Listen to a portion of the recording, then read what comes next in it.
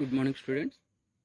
Welcome to online class ABN and PRR College of Science, Department of Physics. Sixth సెమిస్టర్లో cluster third paper గురించి మాట్లాడుకుంటున్నాం physics. So title వచ్చేసి energy storage devices. ఈ చాప్టర్లో last unit గురించి ఈరోజు వీడియోలో డిస్కస్ చేసుకుందాం. యూనిట్ 5లో ఒక చాప్టర్ ఉంటుంది. ఈ యూనిట్ 5 యొక్క టైటిల్ ఏంటంటే types of fuel cells.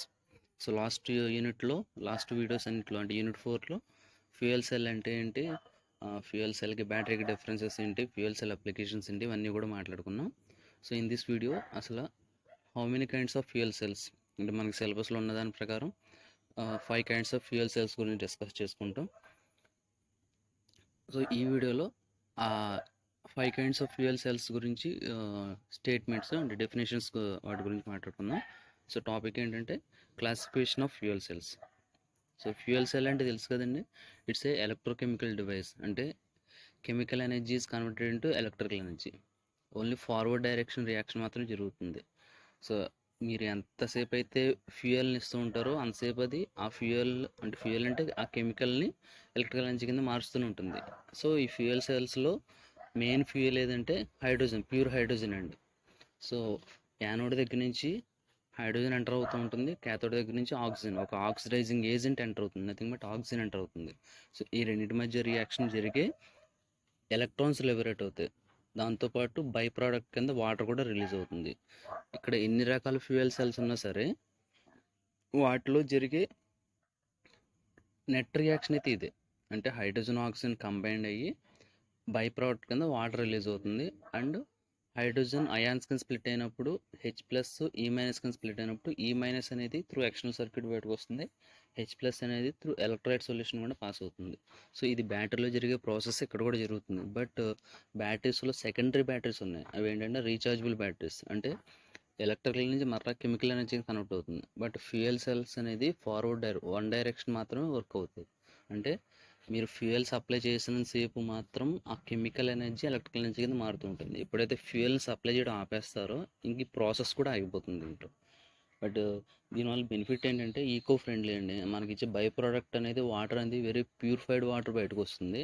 So దాన్ని డ్రింకింగ్ పర్పస్ కూడా ఉపయోగిస్తుంటారు. అందుకని వీటిని మనకి ఇళ్లలో అయితే ఎక్కడ ఉపయోగించరు, స్పేస్ షటిల్స్లోను అండ్ పెద్ద పెద్ద పవర్ ప్లాంట్స్లోనూ ఉపయోగిస్తుంటారు. మేజర్ అప్లికేషన్ అండ్ ట్రాన్స్పోర్టేషన్స్లో ఉపయోగిస్తుంటారు. ట్రాన్స్పోర్టేషన్స్లో కొన్ని హైబ్రిడ్ ఎలక్ట్రిక్ వెహికల్స్ ఉన్నాయి, హైబ్రిడ్ వెహికల్స్లో ఉపయోగిస్తుంటారు. సో మన డొమెస్టిక్ పర్పస్లో అయితే కనుక ఏమి ఉపయోగించరు దీన్ని, ఫ్యూయల్ సెల్స్ని.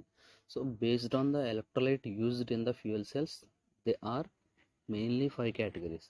సో ఫ్యూయల్ సెల్ క్లాసిఫికేషను దానిలో ఉపయోగించే ఎలక్ట్రోలైట్ బేస్ చేసుకుని 5 కేటగిరీలు ఉంటాయి. అవి ఏంటో చూద్దాం one by one.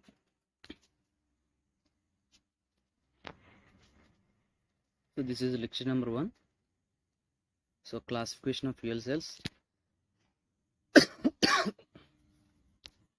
Despite working similarly, there exist many varieties of fuel cell. Some of these types of fuel cells are discussed in this video. So వాటి working అయితే similar. అంటే హైడ్రోజన్ ఆక్సిజన్ కంబైండ్ అయ్యి water as by product కింద release అయ్యి electrons liberate అవుతాయి. ఆ working అయితే అన్ని ఫ్యూయల్ సెల్స్ ఒకటే. బట్ అందులో ఉపయోగించి ఎలక్ట్రోలైట్ బేస్ చేసుకుని వాటికి డిఫరెంట్ నేమ్స్ ఉన్నాయి. ఏమేంటో చూద్దాం. First kind of fuel cell ఏంటంటే the polymer electrolyte membrane fuel cell. దీన్ని PEMFC అంటాం. Polymer electrolyte membrane fuel cell అంటే ఎలక్ట్రోలైట్ కింద పాలిమర్ని ఉపయోగిస్తారు కానీ ఇందులో ఈ ఫ్యూయల్ సెల్లో. ఓకేనండి. సో ఈ సెల్స్కి ఇంకో పేరు ఏంటంటే proton exchange membrane fuel cells అని కూడా అంటారు. So polymer electrolyte membrane fuel cells అన్న proton exchange membrane fuel cells అన్న ఒకటే. సో PEMFC షార్ట్ ఫామ్ వచ్చేసి. ఓకే. ఈ సెల్స్ యొక్క టెంపరేచర్ రేంజ్ ఏ టెంపరేచర్ మధ్యలో పనిచేస్తాయంటే 50 degrees to 100 degrees సెంటిగ్రేడ్ మధ్యలో పనిచేస్తుంటాయి. Okay. The electrolyte used in PEMFC is a polymer which has the ability to conduct protons అండి. ఈ ఫ్యూయల్ సెల్స్లో ఉపయోగించే ఎలక్ట్రోలైట్ ఏంటంటే ఒక పాలిమర్. సో దీనికి ప్రోటాన్స్ని తన గుండా కండక్ట్ చేసే ఎబిలిటీ ఉంటుంది. అఫ్కోర్స్ ఏ ఫ్యూయల్ సెల్ అయినా సరే ఎలక్ట్రోలైట్ యొక్క నేచర్ ఏంటంటే తనకుండా అయాన్స్ని కండక్ట్ చేస్తుంది. అయాన్స్ కండక్ట్ చేయడం అంటే ఎలక్ట్రాన్స్ కాకుండా అయాన్స్ మాత్రం కండక్ట్ చేస్తుంది. పాజిటివ్ అయాన్ అవచ్చు, నెగిటివ్ అయాన్ అవచ్చు, బట్ ఎలక్ట్రాన్ మాత్రం అలో చేయదు. ఈ టిపికల్ పిఎం ఫ్యూయల్ సెల్ అంటే proton exchange membrane fuel cell అనొచ్చు, లేదా polymer electrolyte membrane fuel cell అనొచ్చు. Consist of a bipolar plates, a catalyst, electrodes and the polymer membrane. ఒక PEMFC తీసుకుంటే కనుక దాంట్లో బైపోలార్ ప్లేట్స్ ఉంటాయి. అంటే రెండు పాజిటివ్ ప్లేట్ ఒకటి, నెగిటివ్ ప్లేట్ ఒకటి ఉంటుంది. అండ్ ఒక క్యాటలిస్ట్ ఉంటుంది. క్యాటలిస్ట్ ఎందుకు ఉపయోగిస్తారో చెప్పాను కదండి. క్యాటలిస్ట్ ఎందుకంటే రేట్ ఆఫ్ రియాక్షన్ పెంచడం కోసం. బైపోలార్ ప్లేట్స్ దగ్గర క్యాటలిస్ట్ కోటింగ్ ఉంటుంది. అండ్ ఎలక్ట్రోడ్స్ ఉంటాయి, 2 ఎలక్ట్రోడ్స్. అండ్ పాలిమర్ మెంబ్రేన్ అంటే electrolyte. Despite having eco-friendly applications in transportation, PMFC can also be used for stationary and portable generation of power.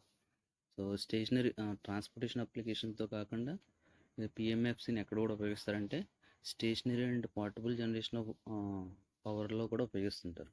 అంటే stationary power ప్లాంట్స్లో ఉపయోగిస్తుంటారు. And portable generation of power అంటే meaning ఏంటంటే ఆ particular power సోర్స్ని ఈజీగా carry చేయొచ్చు అంటే త్రూ కార్స్ కానీ, అంటే కొన్ని హైబ్రిడ్ వెహికల్స్లో ఈ ఫ్యూయల్ సెల్స్ని ఎనర్జీ సోర్స్ కింద ఉపయోగిస్తుంటారు. ఓకేనండి. Next fuel cell phosphoric acid fuel cell అండి.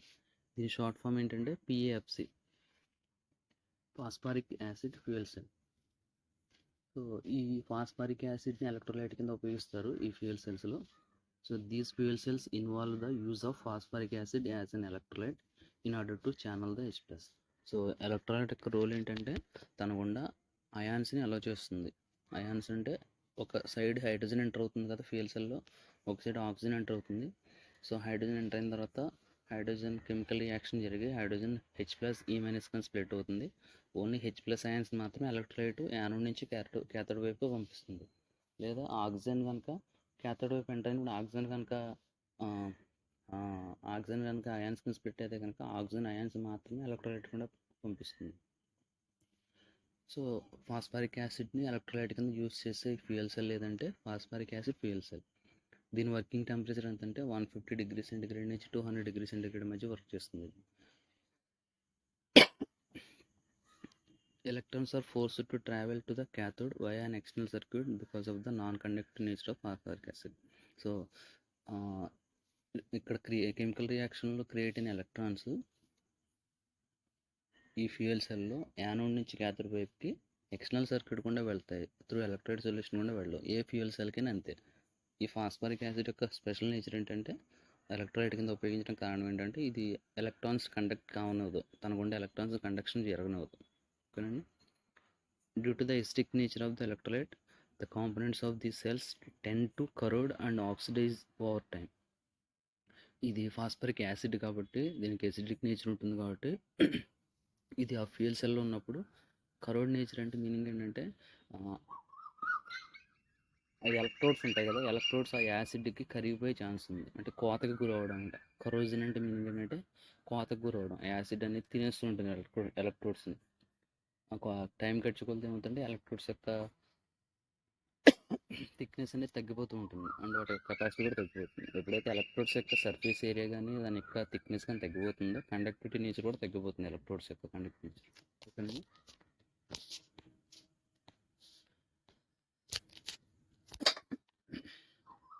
నెక్స్ట్ ఇంకొక రకమైన ఫ్యూయల్ సెల్ ఏదంటే ఆల్కలైన్ ఫ్యూయల్ సెల్. దీని షార్ట్ ఫామ్ ఏంటంటే AFC, alkaline fuel cell. This was the fuel cell which was used as the primary source of electricity in the Apollo space program. So NASA తన spaceship Apollo space షిప్లో first ఈ fuel సెల్ని ఉపయోగించిందండి. అంటే స్పేస్లోకి వెళ్ళిన తర్వాత ఆ స్పేస్లో లోపల ఉండే వాళ్ళకి ఎనర్జీ సోర్స్ కావాలంటే సమ్ బ్యాటరీ లాంటిది కావాలి, ఎనర్జీ స్టోరేజ్ డివైస్ కావాలి. ఆ స్టోరేజ్ డివైస్ ఏంటంటే ఇదే.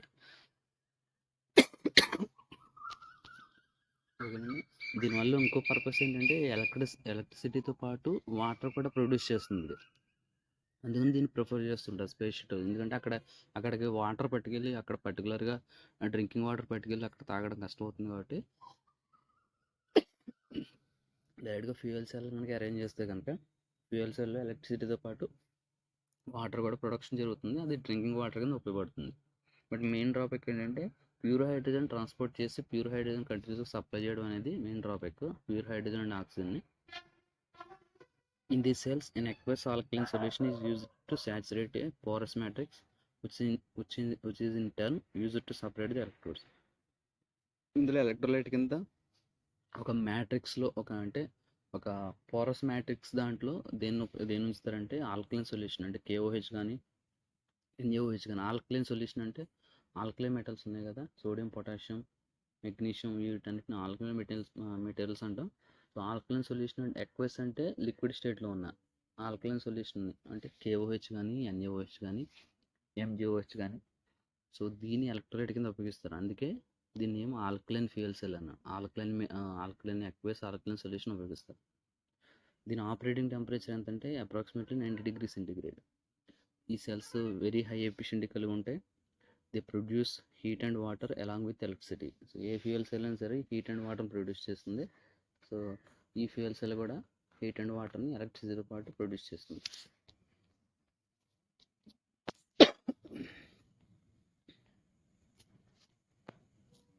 నెక్స్ట్ ఫ్యూయల్ సెల్ ఏంటంటే solid oxide fuel cell, SOFC అంటాం. These cells involve the use of solid oxide or ceramic electrolyte such as yttria stabilized zirconia. So ఈ solid oxide అనగానే meaning ఏంటంటే ceramic electrolyte, solid oxide ఎలక్ట్రోలైట్ను ఉపయోగించి work చేసే fuel cell ఏంటంటే solid oxide fuel cell. ఈ solid oxide బేసిక్గా ఏ రూపంలో ఉంటుంది, సెరమిక్ రూపంలో ఉంటుంది, సెరమిక్ ఎలక్ట్రోలైట్. సో దాని పేరు ఏంటంటే ఇట్రియా స్టెబిలైజ్డ్ జిర్కోనియా అని చెప్పి పేరు. ఇది ఒక సెరమిక్ మెటీరియల్. ఇది these fuel cells are highly efficient and have relatively low cost. ఈ fuel cell solid oxide fuel cell అన్ని ఫ్యూయల్ సెల్ ఇప్పుడు చెప్పిన అన్ని ఫ్యూయల్ సెల్స్ కన్నా హై ఎఫిషియంట్ ఇవే. 80% ఎఫిషియన్సీ ఉంటుంది అండ్ లో కాస్ట్ కూడా. దీని యొక్క ఆపరేటింగ్ టెంపరేచర్ చూడండి, లోయర్ లిమిట్ వచ్చేసి 600 డిగ్రీ సెంటిగ్రేడ్, అప్పర్ లిమిట్ వచ్చేసి 1000 degree centigrade. So standard temperature range ఎంత అంటే 800 to 1000 degree centigrade. Solid oxide fuel cells are limited to stationary applications due to their high operating temperatures. వీటిని stationery power ప్లాంట్స్లో ఉపయోగిస్తుంటారు. వీటిని back end power sources కింద. ఓకేనండి, ఎందుకంటే వీటికి హై ఆపరేటింగ్ టెంపరేచర్ దగ్గర వర్క్ చేసే క్యాపబిలిటీ ఉంది కాబట్టి.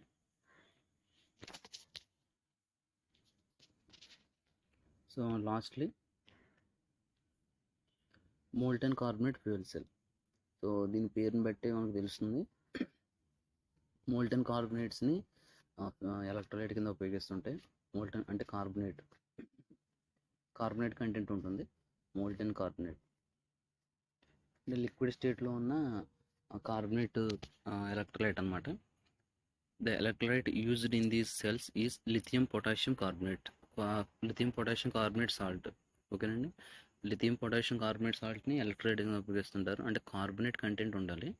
The salt becomes liquid at high temperatures enabling the movement of carbonate turns. అంటే హై టెంపరేచర్స్ దగ్గర ఇది సాల్ట్ లిక్విడ్ స్టేట్లోకి మారి enabling the movement of carbonate ions, అంటే కార్బనేట్ అయాన్స్ని తను క్రియేట్ చేసుకుని యానోడ్ టు క్యాథోడ్ లేదా క్యాథోడ్ టు యానోడ్ మూవ్ అయ్యేలా చేస్తుంది. అంటే అయాన్స్ మూవ్ అవుతున్నాయంటే కనుక, ఒకవైపు నుంచి ఒకవైపు మూవ్ అవుతున్నాయంటే కనుక అవి ఏ రకమైన ions, for example negative ions అనుకోండి, ఒకవైపు నుంచి ఒకవైపు మూవ్ అవుతుందంటే అక్కడ పాజిటివ్ అయాన్ క్రియేట్ అవుతున్నట్టే. అది ఎటువైపు అయితే మూవ్ అవుతుంది అటువైపు. సో అయాన్స్ మూవ్మెంట్ వల్ల ఏం క్రియేట్ అవుతుందంటే ఎలక్ట్రాన్స్ క్రియేట్ అవుతాయి. Similar to SOFC, these fuel cells also have a relatively high operating temperature of 650 degree centigrade. So SOFC లాగానే ఇది హై టెంపరేచర్ రేంజ్లోనే వర్క్ అవుతుంది 650 డిగ్రీ సెంటిగ్రేడ్ దగ్గర. The anode and the cathode of the cell are vulnerable to corrosion due to high operating temperature and the presence of the carbonate electrolyte. So anode and cathode ఏంటంటే ఈ high temperature వల్ల అవి కూడా కోతకు గురయ్యే chance ఉంది. So these cells can be powered by carbon based fuel cells such as natural gas and biogas. ఈ సెల్స్లో ఆ ఫ్యూయల్ కింద న్యాచురల్ గ్యాస్ నేను బయోగ్యాస్ని కూడా ఉపయోగిస్తారు, ఎందుకంటే హై టెంపరేచర్ దగ్గర వర్క్ అవుతుంది కాబట్టి కార్బన్ బేస్డ్ ఫ్యూయల్ సెల్స్ని లోపలికి ఎంటర్ అయినా సరే, అంటే ఇప్పుడు మీథేన్ తీసుకుంటే కనుక దట్ ఈజ్ హైడ్రోకార్బన్ ఇది. సో దాన్ని రిఫార్మ్ చేసుకుని ఒక డివైస్ టెక్నాలజీ కూడా ఈ ఫ్యూయల్ సెల్స్లో ఉంటుంది, ఎందుకంటే అంత హై టెంపరేచర్ దగ్గర పనిచేస్తుంది కాబట్టి రిఫార్మ్ చేయొచ్చు. మీథేన్ రిఫార్మ్ చేస్తే కనుక దాని నుంచి కార్బన్ హైడ్రోజన్ సపరేట్ అవుతుంది. ఇప్పుడు హైడ్రోజన్ ఫ్యూయల్ కింద తీసుకునేది ఇది వర్క్ చేస్తుంది. అంటే ఈ ఫ్యూయల్ సెల్లో సపరేట్గా రిఫార్మర్ కూడా ఉంటుంది. రిఫార్మర్ అంటే ఏంటంటే మీథేన్ హైడ్రోకార్బన్స్ నుంచి హైడ్రోజన్ని సపరేట్ చేయడాన్ని ఏమంటామంటే రిఫార్మింగ్ అంటాం. సో ఇది ఒక రకమైన cheapest method to produce electricity అండి. సో ఎలక్ట్రాలిసిసే కాకుండా, అంటే వాటర్ నుంచి ఎలక్ట్రిసిటీ ప్రొడ్యూస్ చేసే మెథడే కాకుండా హైడ్రోకార్బన్స్ నుంచి హైడ్రోజన్ సపరేట్ చేసి ఎలక్ట్రిసిటీ ప్రొడ్యూస్ చేసే మెథడ్ కూడా ఉంది. దాన్ని ఏమంటే రీఫార్మింగ్, అంటే హీట్ రీఫార్మింగ్ అంటాం. ఇది ఆల్రెడీ 650 డిగ్రీ సెంటిగ్రేడ్ దగ్గర పనిచేస్తుంది కాబట్టి ఇది కానీ ఎస్వైఎఫ్సి కానీ వీటిలో రిఫార్మర్ని అరేంజ్ చేసి డైరెక్ట్గా ప్యూర్ హైడ్రోజన్ని కాకుండా, ప్యూర్ హైడ్రోజన్ అవైలబిలిటీ లేకపోతే కనుక మీథేన్ అవైలబుల్గా ఉంటుంది మనకు క్లైమేట్లో. మీథేన్ అనేది ప్లెంటీ ఆఫ్ మీథేన్ అవైలబుల్గా ఉంటుంది. సో దాన్ని తీసుకుని దాన్ని రిఫార్మ్ చేసి హైడ్రోజన్ కింద మార్చి కార్బన్ని బయటకు రిలీజ్ చేసేసి ఈ విధంగా హైడ్రోజన్ నుంచి మరలా హైడ్రోజన్ ఫ్యూయల్ కింద ఒకవైపు ఆక్సిజన్ ఎంటర్ అవుతుంది. ప్యూర్ ఆక్సిజన్ అంటే మీనింగ్ ఏంటంటే ప్యూర్ ఎయిర్ అవ్వచ్చు, ప్యూర్ ఆక్సిజన్ అవ్వచ్చు, ఎందుకంటే ఎయిర్లో ఆక్సిజన్ ఉంటుంది కదా. సో ఆ విధంగా హైడ్రోజన్ ఆక్సిజన్ మరలా రియాక్ట్ అయ్యి కెమికల్ రియాక్షన్ జరిగి ఎలక్ట్రిసిటీ ప్రొడక్షన్ జరుగుతుంది. ఓకేనండి. So these are the classification of fuel cells. ఓవరాల్గా మనకి 5 రకాలు ఇక్కడ: molten carbonate, solid oxide, alkaline, phosphoric acid fuel cell and polymer electrode membrane fuel cell. ఓకేనండి.